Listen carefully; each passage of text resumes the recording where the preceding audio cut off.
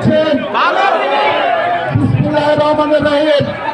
বক্তব্য করবে না, বক্তব্য দিবে না আমার মা বোনেরা, আমার মুরব্বীরা, পিতৃ সমতুল্য মুরব্বীরা, মাঝখানে তরুণ সমাজ, পিছনে অঙ্গ সংগঠনের যেসব নেতৃবৃন্দরা আজকের এই প্রচারণা সভায় দুর্যোগপূর্ণ আবহাওয়া থাকা সত্ত্বেও সকল প্রতিবন্ধকতা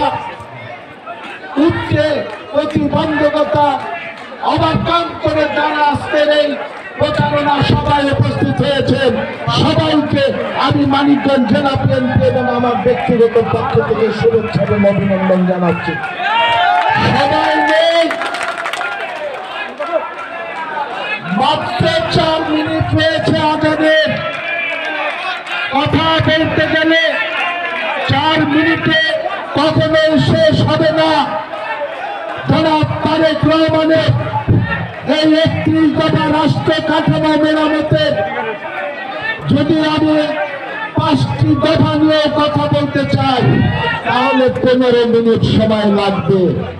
সবাই স্বল্পতার কারণে এই 31 দফায় যা লেখা রয়েছে আপনাদেরকে প্রভাব পড়ে নিজেদের জানার জন্য এবং অন্যকে জানানোর জন্য অনুরোধ রইল।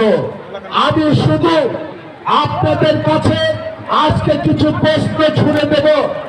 আশা করি আমার মা বোনেরা, সামনে মুরব্বীরা, পিছনে তরুণ সমাজরা আমার প্রত্যেকটি প্রশ্নের সঠিক উত্তর জোরালো ভাবে দিবেন। আপনাদের কাছ থেকে উত্তর নিয়ে আমি আমার বক্তব্য বা কথা বলা শেষ করতে চাই। আচ্ছা, বাংলাদেশ স্বাধীন হয়েছিল 71 সালে, তাই না? সেই স্বাধীনতা যুদ্ধের ঘোষণা দিয়েছিল কে?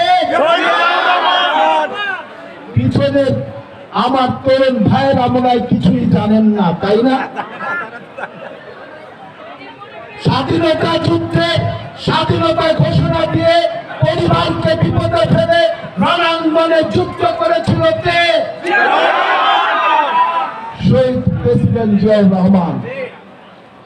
এরশাদ বিরোধী 9 বছর আন্দোলন করে স্বৈরাচার এরশাদকে এই দেশ ক্ষমতা থেকে পদত্যাগ করার জন্য, গণতন্ত্রকে উদ্ধার করার জন্য 9 বছর লড়াই সংগ্রাম করেছে কে?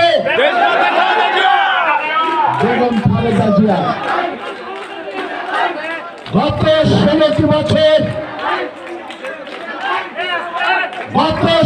বছর আমার সামনে যে মুরব্বীরা